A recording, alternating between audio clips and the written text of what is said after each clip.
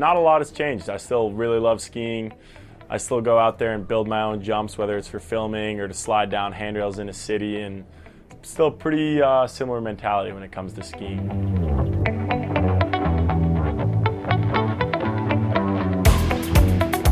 It feels pretty good when it all comes together on the first one. Takes a little bit of the edge off.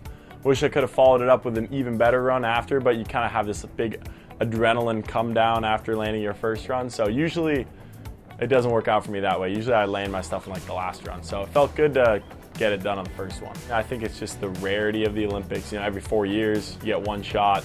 A lot of these other events we're doing a handful a season, or at least once a season. So it just kind of elevates the stakes a little bit. All the stars kind of got to align on this day, that week, whatever it is. You got to be on your A game for the right time. So there's slopestyle skiing and big air skiing.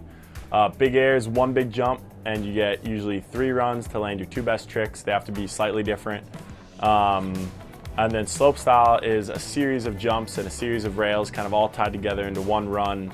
You got to make it down this whole course in one piece, and you got to execute it flawlessly while spinning different ways, flipping different ways, and also hopefully having some cool, fun, creative stuff as well. There's some pretty big jumps in there. I think like the smallest jumps usually we're going off are at least 60 feet just to get to the landing, so we're usually going 80 or more.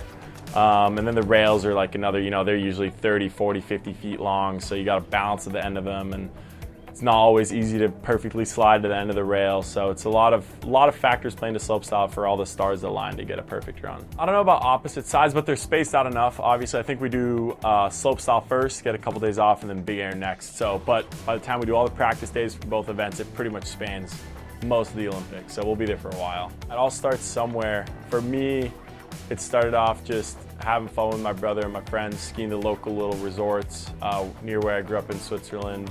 Nothing extravagant, no big terrain parks, none of that stuff. And then a big part of it was my dad bought us a little trampoline for the backyard, so I started learning to do a couple flips on that thing, get my air awareness up.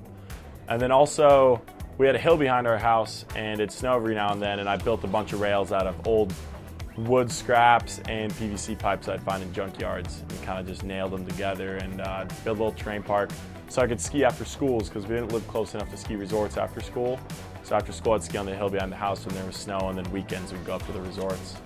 Do you ever look back at that kid and wonder what that kid would think of you now? Like building your own terrain park for the most part in your backyard to what you're doing now?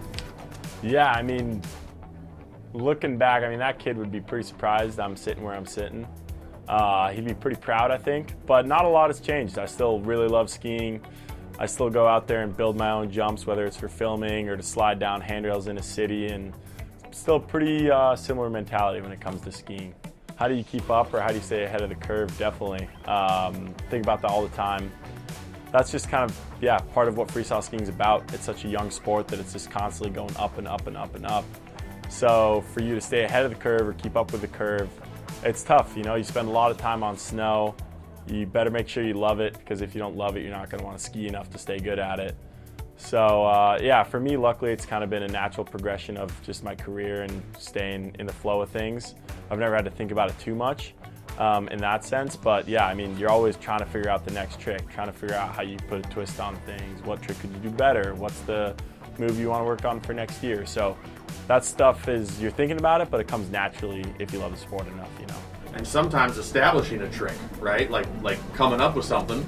Yeah, definitely. That's a big part of the game. It's always hardest to come up with it. People will follow if you come up with it, but being the inventor is always going to be the toughest part. So that's not easy, but you try your best to think of new things. That'd be a good feeling to come up with one. Yeah.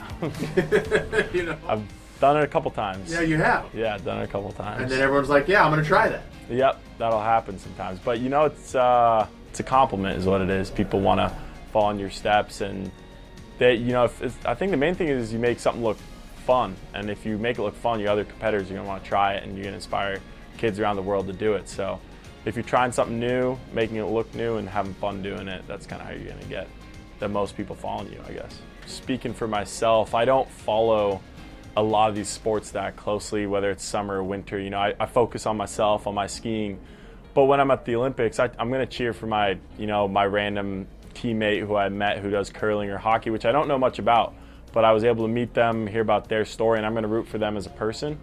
So I love that, and yeah, I don't know. I mean, it's pretty special getting to represent your country on a stage like that, and wouldn't consider myself as like the most, gung-ho, patriotic, like in-your-face person, but when I'm at the Olympics, I'm proud to represent the U.S. I want to show what I can do as a person and hopefully bring it on a big stage, and I think it's something that hopefully people can get behind as, whether it's an athlete or the whole team, the whole U.S. team. And then if you're lucky, hear that national anthem and see that flag hoisted higher than the rest, which you've done. Yeah, maybe if you get lucky, that'll happen. We'll see. Put in enough work.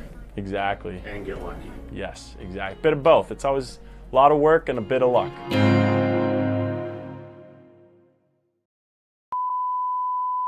Do you have your cell phone on you? Is my last question. Yeah. What, if you don't mind sharing, or maybe you don't, but we're asking athletes what's on their, like, just their home screen. I got nothing fun. You can see it, but it's boring, unfortunately.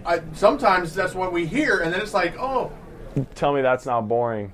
Is that the stock picture? That's the stock. You haven't even changed it. It's just stock. You got nothing going on that you want to put it. That's what it is. Like not even a picture of you winning gold. No, I would never put that on there. That feels weird to have yourself on there. If I'd put like a picture of a mountain or one of my goofy friends or my girlfriend or something, but definitely not myself with a medal. My Lord, you got a girlfriend and she's not on your phone? I know, right? I'm screwing up. It's good though, then you keep all the fun things off your phone. You spend a little less time on your phone and more time checking out what's happening in the real world. Present in reality. Trying to. Less screen. Easier said than done.